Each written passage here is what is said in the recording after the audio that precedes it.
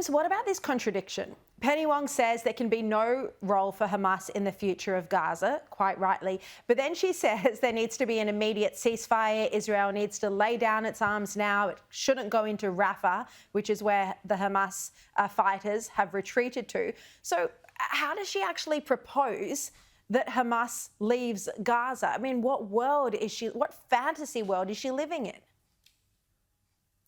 Sherry, it's such a glaring contradiction at the heart of this government's Middle East policy that even the ABC pointed it out when she appeared on Radio National. How on earth does Penny think Hamas is going to be removed from power in Gaza if there's to be a unilateral ceasefire and the IDF is to withdraw?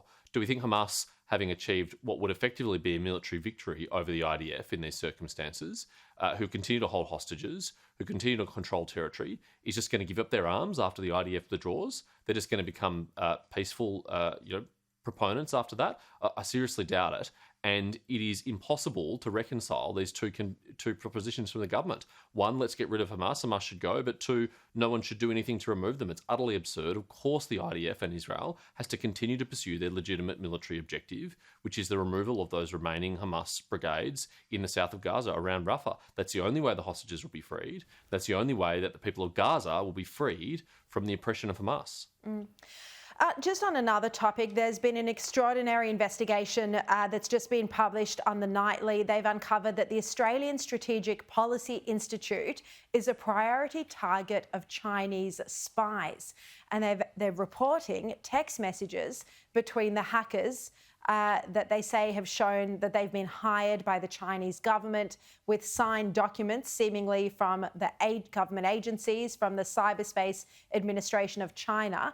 And yet, over here in Australia, our government, Anthony Albanese and Glyn Davis, are doing a review of whether ASPI should even get funding from the Commonwealth. What do you think of this amazing report that's been published this evening?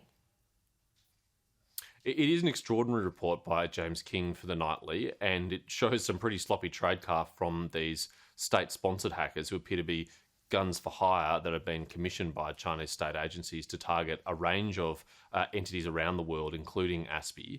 And if confirmed, it does indicate what we all know, which is that ASPI is a favoured target of the Chinese Communist Party and its agencies, because ASPI has exposed some of the horrendous conduct of the Chinese government over the recent years, in particular its human rights abuses in Xinjiang, but also its behaviour in Hong Kong, in the South China Sea, in the East China Sea, across the Taiwan Straits, even in our own democracy.